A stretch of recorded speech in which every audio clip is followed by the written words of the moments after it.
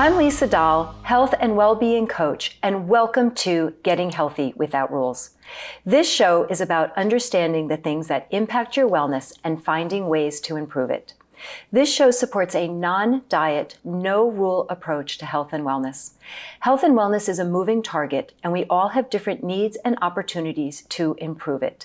This allows you to make the best choice with the information that you have right now, and it helps you to be present, flexible, and resilient. In addition, I support you from shifting from judgment to curiosity and offering yourself self-compassion. It's time that we are all a little bit kinder to ourselves. In this show, we have talked about different aspects that impact our health and how so many of them are interconnected. Stress, we all feel it. It is one of the major aspects of our life that impacts our physical, mental, and emotional health. It can affect our relationship with ourselves, how we care for ourselves, how we eat, how we sleep, how we navigate our day. One of the causes of stress is having more to do than you can handle. I'm curious, how many times have you said, I just don't have the capacity to do one more thing? As a health and wellness coach, I know I'm supposed to do it and know all the things. And I have to say, lately, that line, I don't have the capacity to do one more thing, seems to be coming out of my mouth more often than not. In today's episode, we dive deeper into stress and mindfulness. We will talk about the impact of chronic stress on our physical health, the power of mindfulness and how it can help you to manage stress, common challenges with integrating mindfulness into our daily lives and how to overcome them, and examples of mindfulness practices that we can use today. Be sure to stay until the end for today's practice about and how to learn the mindful pause. Today, I am privileged to introduce you to my colleague, Bev Mazza. Beverly Mazza is a registered nurse, certified Whole Health Educator, health coach, and patient advocate. Combining her nursing expertise with mindfulness and holistic health, Bev helps clients relieve stress so they can feel calmer and fully capable of making lifestyle shifts for a happier and healthier life. As the founder of Purely Present Health and creator of the Stress Better Habit Solution coaching program, she guides clients through health behavior changes with kindness, compassion, and clarity. As soon as I met Bev, I knew that we were aligned in our approach to health and wellness. Bev, welcome to the show. Thank you, Lisa. I'm so excited to be here with you this morning. So we are going to dig into all things stress because, as I said earlier, we are all feeling it at some time. At some point, nobody is absolved from that feeling or of emotion. Stress is such a common word, often used as a catch-all for emotions such as worry, anxiety, fear, sadness, or feeling overwhelmed. Tell us, what exactly is stress and why do we feel it? My favorite topic. I'm really excited to talk about this today. So stress really is those physical and emotional sensations that we feel when we're meeting life's challenges. And there's a lot of them in our day-to-day. We have our kind of short-term stressors, and then we have a lot of these long-term stressors. So when we talk about stress and what we're feeling, what we're thinking, I like to kind of educate on what the actual stress response system is. So what's happening, when we are faced with something, and that could be something, a real threat that's physically in front of us, or that could be a thought or an emotion. And the thing is, the body doesn't know the difference. It's still going to kind of kick off a series of physiological responses. They're going to happen either way. So this is a real threat in front of you or something you're thinking about or worrying about. And a few things are going to happen. Your body's going to start to send messages and send out a bunch of hormones that are cause changes in your body. So it's going to be a lot of those familiar sensations that we felt. So sort of that initial rush as our adrenal glands are releasing adrenaline, that short-acting stress hormone. So that might just that woo sensation. I feel it, heart rate increases, blood pressure increases. As that continues to go on, our actual blood sugar is going to go up because the liver is basically going to try to give us energy to move. We're trying to get away from that threat. We're going to be breathing faster. Our pupils are actually going to open up wide so we can really see what's going on because physiologically your body is, running from that tiger, right? This is a well-adapted response that the body is very well skilled in doing to get you to safety. And on the flip side of that, it says, well, what do I not have to really do right now? So if I'm running from that tiger, I need to get to safety. Well, I don't have to worry about digesting my food, right? So this is where we see that impact of issues on our GI system when we're really stressed out. It's also thinking, well, my immune system, that's fantastic, but I don't need to worry about that right now. Again, that's not needed for this immediate survival. And also seeing impacts on fertility and reproductive health as well. So those are really those three systems that sort of get downgraded when we're in a stress response, because the body is trying to get to safety with good reason. But it can be maladapted, as we know, when we're feeling like that all the time. So that's often referred to as the fight or flight response. So that's something that the everyday knowledge, most people don't really understand the multiple layers of what's happening within our system. Right. And, having just a stressful week as you're talking and going, okay, I feel that. Yep. And learning the tools, and we're going to get to those as we continue the conversation.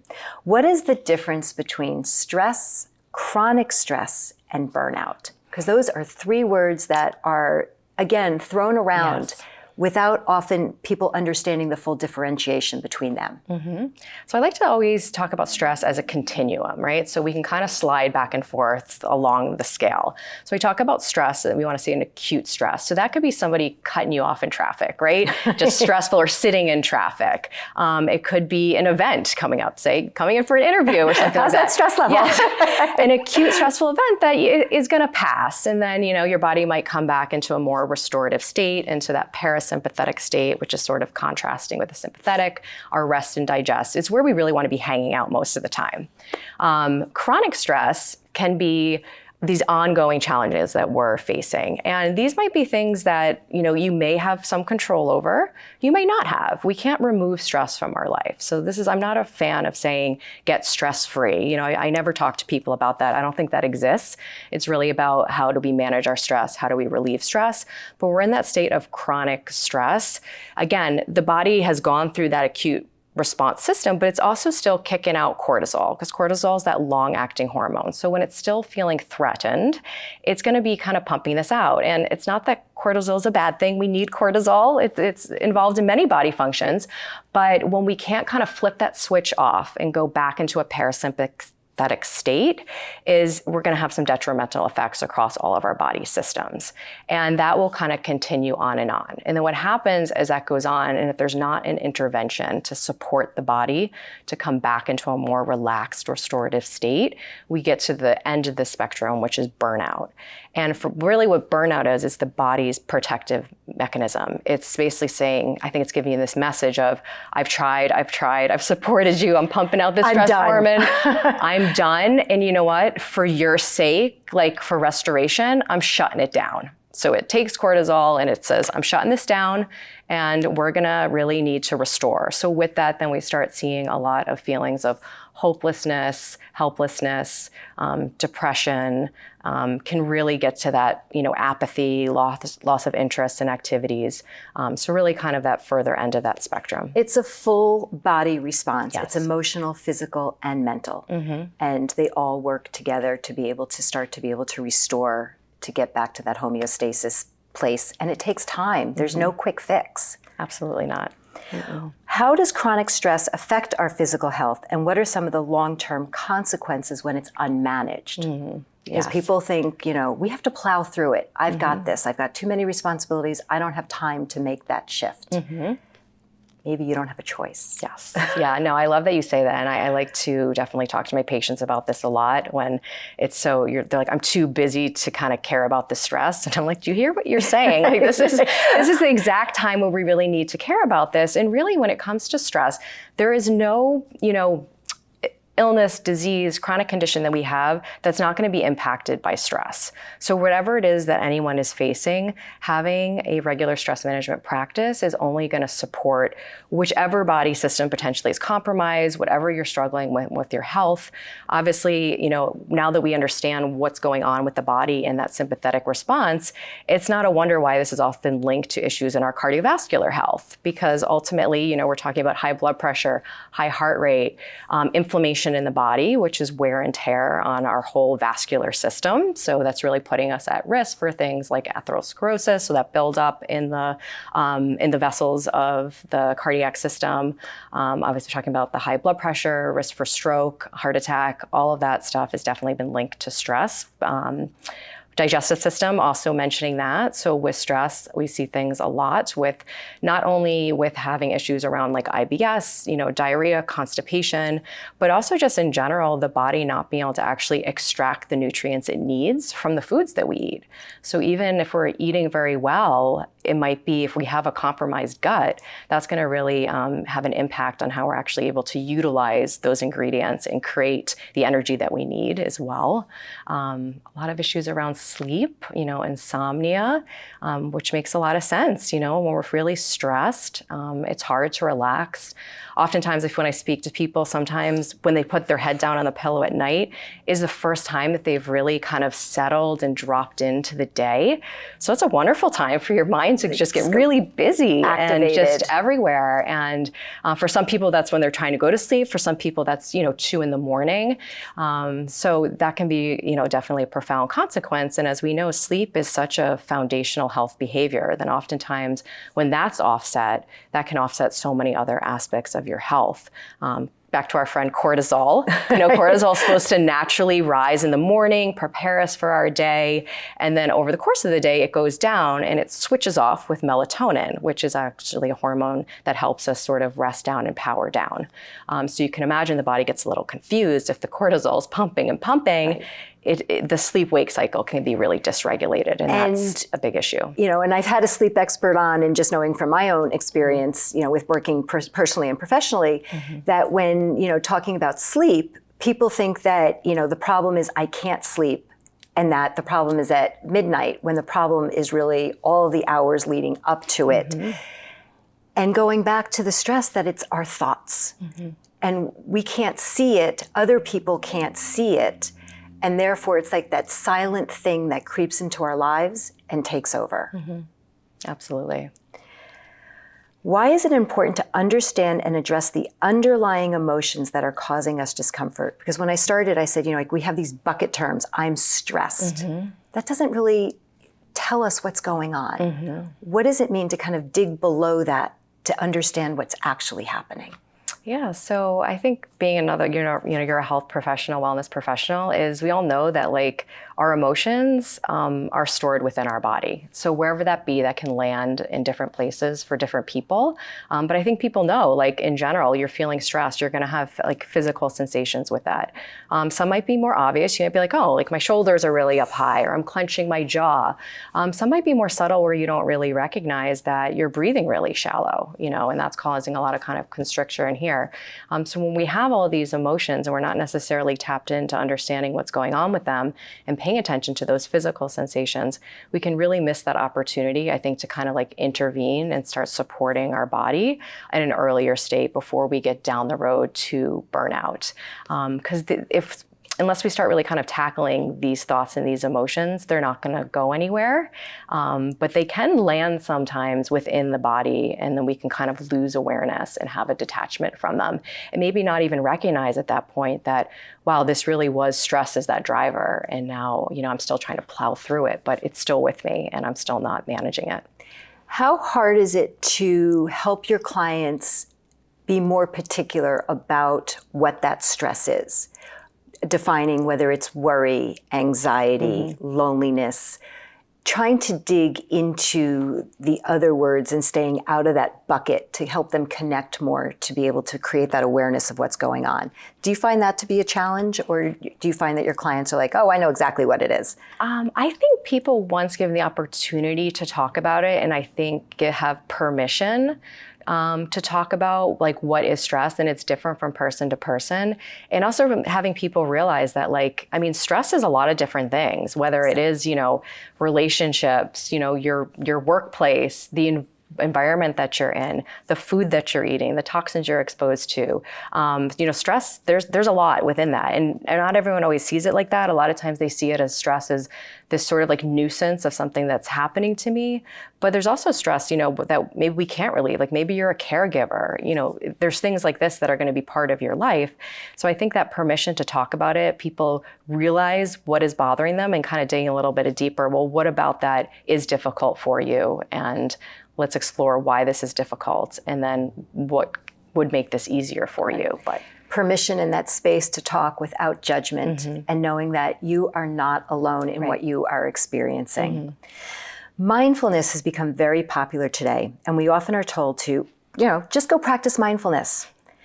What does that really mean? Yes. Big buzzword. Yeah, it's like the bucket words, Yes. and it's the common word today. Tell us what it really means in your words and how you work with your clients with that. Yeah, so mindfulness to me is like that moment-to-moment, non-judgmental awareness of our thoughts, our emotions, and our behaviors.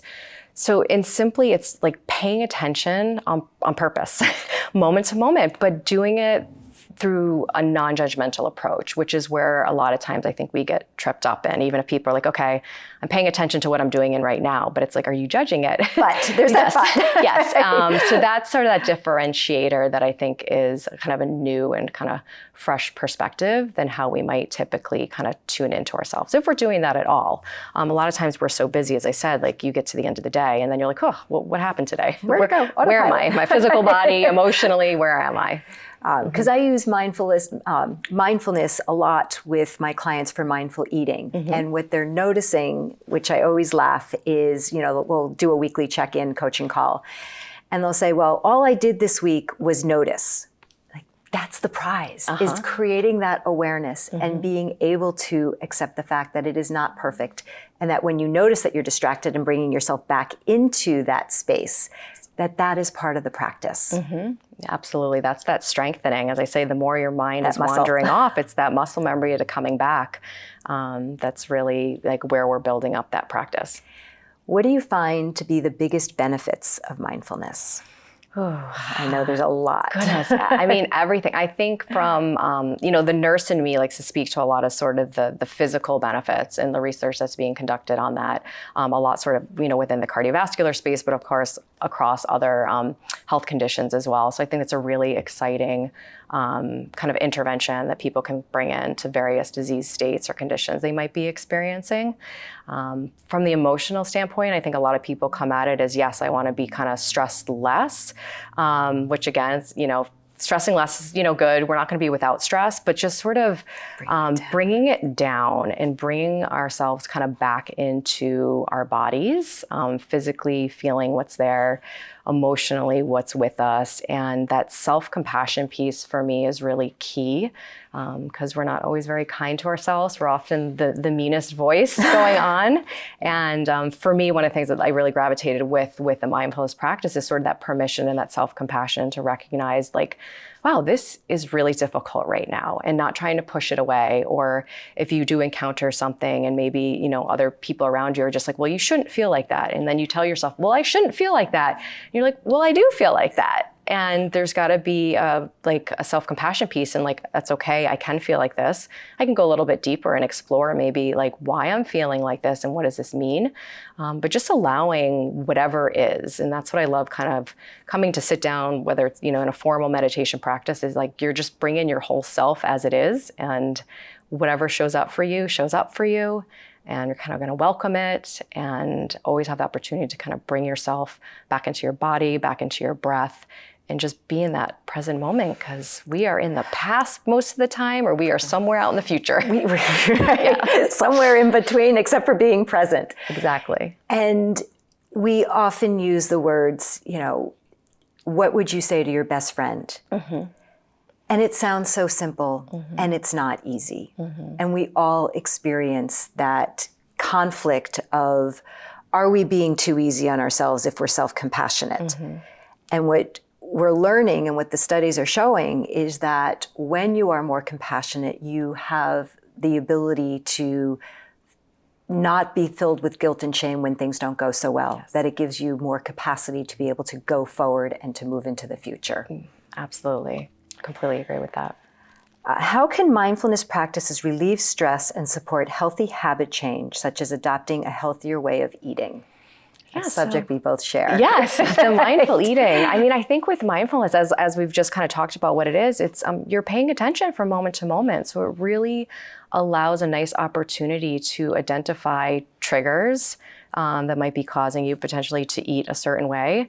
And, a chance to learn how to kind of respond and not react. So it's kind of inviting that pause, that space. What am I doing right now? What am I thinking right now? What am I feeling right now? And that can be really a powerful place to start making some changes in behavior. It's getting you off of autopilot. That's why I really love mindfulness, because you're kind of checking in that moment, as opposed to kind of blazing forward and doing things the way you've always done it. Right. You refer to it as the mindful pause. I refer to it as the power. I call it the power of the pause. Yep. So we all kind of adopt our own language. In your experience as a nurse and a health coach, what are some of the most common obstacles that people face when trying to integrate mindfulness into their daily lives? And how do you help them overcome those challenges? So I think a big thing is sort of our conception around what it is when we meditate. So people feeling like they're not doing it right. So that distractibility. So people get really irritated with that. They say, I tried meditation once. It doesn't work. I was thinking too much. So trying to kind of, banish those kind of barriers around thinking that when you sit down to meditate, it means that you're, blanking your mind out. And that might be some people's experiences. And there's obviously these different kind of levels of, where we go in our thoughts. But having thoughts during meditation doesn't make you a bad meditator at all. It's part of the experience. As we were talking about, as you notice those thoughts and bring your attention back into the moment, that's where that pull is, and that's when it's going to build up that muscle memory of keeping yourself in that present moment. And that could happen, 1,000 times in a meditation sit, and you're just noticing, thinking, and then being not judgmental of it. You might be, making your grocery list and then notice, okay, I need to come back into the present moment, come back into, your anchor of attention, whether that's your breath, your hand, the grasp of your hands. So definitely distractibility. People oftentimes saying that I'm just not the quote type of person that meditates. So that often is a nice moment to kind of just be like, well, what does that really mean? Or what is sort of your expectation of that type of person? Because what I've learned, definitely even through my nursing practice, through my own health coaching practices, there's not a type. I mean, these practices are open and available to everyone. And, if you were going to stereotype, quote unquote, the type of person that meditates, it's not really what you think. It's really a universal practice that can be adapted for everyone. So that's one of the particular reasons I really love it. Yeah, and it's a practice that's used all over the world. Anybody, anytime, any place can take that moment to be able to just center themselves. One of the things that I often share with my clients when we're talking about that distractibility is to gently think of a child who has wandered off, and to, you want to just bring them calmly back into that space. How do you recenter yourself so that you are not going with judgment? You don't just want to yank the kid back and say, sit. Yes. Maybe we're all guilty at some point of that if you're a parent. Yep. But in general, I try to share that analogy of just gently taking that child's hand, bringing them back and helping them to recenter, refocus. And that's how we want to be able to help our clients, patients come back into that practice. What advice do you have for someone interested? Let me start over. What advice do you have for someone interested in incorporating mindfulness practices into their life but doesn't know where to start? Yeah, so this could go back to some of the challenges that people are facing. So that distractibility. I'm not the type of person that meditates. The other one I would add in there is time, which is I don't have time to do this. So that's one I like to kind of start with often, because it doesn't have to take a lot of time. And yes, you can decide I'm going to sit on my meditation cushion for 30 minutes, 45 minutes, an hour or longer. And that's a fantastic practice to do, but you don't have to start there, and you might never get to there either. So short meditation practices are completely okay. I feel like a lot of times, I one time had a patient say to me like, oh, you're giving me permission to not do this for a really long time. I was like, you don't need my permission, but yes. So really simple practices, I think breathing practices can be really grounding for people. So just when you are kind of taking a few moments to notice how you're breathing. So we oftentimes breathe very shallow, so in our upper chest area, as opposed to a more relaxing belly breath. So that sometimes just placing like your hand on your belly and just noting breathing. Some people love to do that when they're sitting in traffic. That can be really helpful as well. But just noticing, so just really brief breathing practices. And when we actually breathe deeply, we are signaling to our body that we're safe. Because when you think about it, when we are running from that tiger, we're trying, our lungs are pumping, we're trying to get as much oxygen flowing. So when we actually start breathing deeply from the belly, we're sending a signal to the brain that we're safe. So that can be a really nice way to reset in a short period of time. The opportunity to, if you do want to sit in a formal meditation practice, that it can be however long or as short as you like. I mean, it could be 2 minutes if you want to sit down and do that and just be with your thoughts. Or you can use supportive technology like an app and set a timer for yourself. You can explore different, whether you like music, whether you want it guided, not guided. There's something for everybody. Yes, tones of voice by topic. Now you can go on an app and choose, something for sleep support, anxiety support, being at work stress support. There's a little bit of everything. So just there's so many resources out there that people can start experimenting with. You hit on something that I find really interesting, that permission. Do we need to actually get a prescription that says meditate 1 minute, 2 minutes, 5 minutes, whatever it is, because we all want to do the right things. My doctor said, or my nurse practitioner said, do this. Right. What a difference it would be to be able to say, here's your prescription. You have the ability to learn to be the expert on yourself and to take care of yourself. We just need to shift how we think of fixing and more into healing and taking those slower steps. I love that, Lisa. I think that's just so important to have that conversation with everybody. As I always say, regardless of what's going on in your physical health, having that conversation around stress and how you're managing that would be so beneficial to everybody if we really prioritized, how are we supporting ourselves when it comes to managing our stress. Yeah, everything is interconnected. As I state in the beginning of the show, that it is not just about our movement. It's not just about what we're eating. And stress is one of those things that is just a lightning bolt in every direction in our systems. And to have those skills is so powerful to be able to show up and have that hope and optimism that keeps us going and happy. Before we talk about this week's practice, are there any words of wisdom that you would like to share that we haven't touched upon today? We've covered a lot of good things. I think just bringing back that point of, don't just think of stress as this nuisance. Think of it as a chance to really start to support your health, your mind, your body, and that it needs to be a priority. Life is only getting more stressful. We have so many things coming at us from every different direction. And instead of, I think, stress management being looked at as sort of like a self-indulgent practice, or I'm too weak, or, I can't cope, and having kind of those negative feelings around it, it's a place of empowerment to know that this is life. Life is stressful, and I have these tools that I can use to support my body on a day-to-day basis throughout the day, not waiting till I hit sort of that crisis point.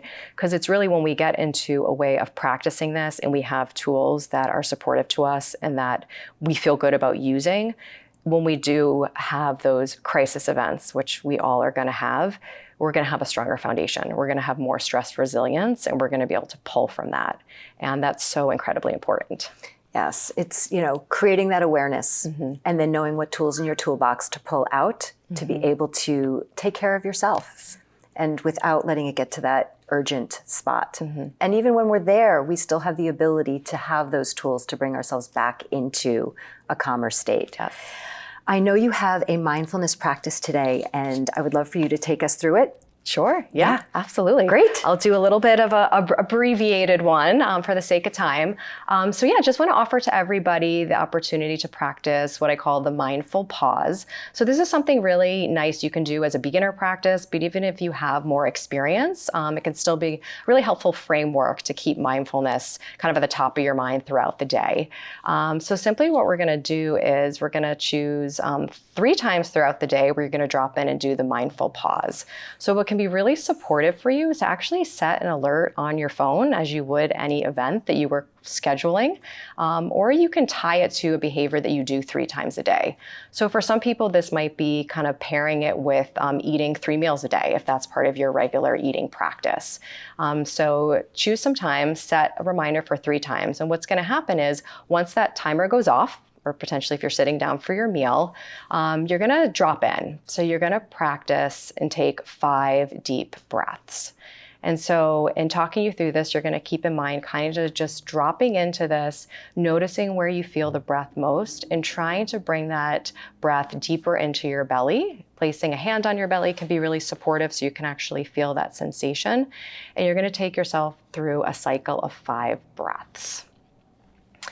And after that, you're going to broaden your awareness. So you're going to just notice, what am I thinking right now? How am I feeling right now? What am I noticing in my body? So really tapping into what physical sensations are there for me. So this can be a nice opportunity to notice if you're holding particular tension in any areas of your body, and see if you can just create a little bit more space as you're doing this. Once you've completed that and gone through, take in your surroundings. So what is around you right now? What are you hearing? What are you seeing? The colors around you, the textures around you. Just really taking in all that is in your environment. After you've done that broader awareness, drop back into your body, drop back into your breath. You can do another series of 3 to 5 breaths, and then just simply go back to what you were doing. So very simple, but really helps you kind of drop into that moment and giving you that opportunity to do that 3 times a day. You're welcome to do it more, but that can just be a really nice introductory practice that's not requiring much time on your part and isn't kind of requiring you to sit down on a meditation cushion if you feel any resistance to that.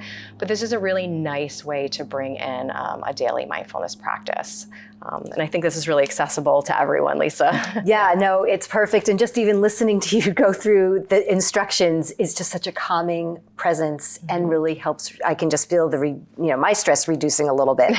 And that brings me to something that you shared with me the other day that you are offering on a weekly or a bi-weekly basis. Tell me a little bit about that and how they can learn about your meditation practice that you're offering.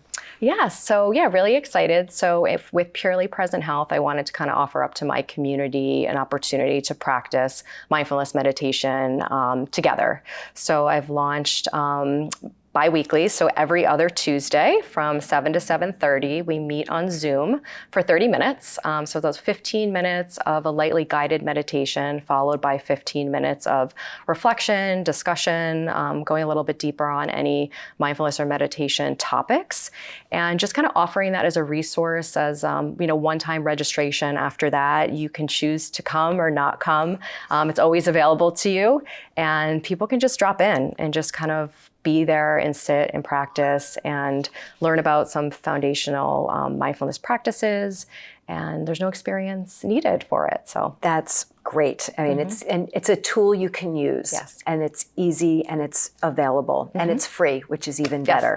And you also have a Fuel Your Busy Life 7 days of delicious recipes and healthy eating tips. Yes. So I will put those in the show notes so that people know how to find you and access your information and expertise. Wonderful. Thank you so much for being my guest today. And today we have learned about stress, how it can impact our wellness, and how mindfulness can be a tool for managing stress. If you want to continue the conversation, please join me for my monthly free office hours and conversations. And I would love if you would start sending in your questions, sharing what your takeaways, what you are learning, so that I can be able to provide the best information that you need right now. You can find all my information on my website at lisadahlwellness.com, and be sure to tune in next time for Getting Healthy Without Rules.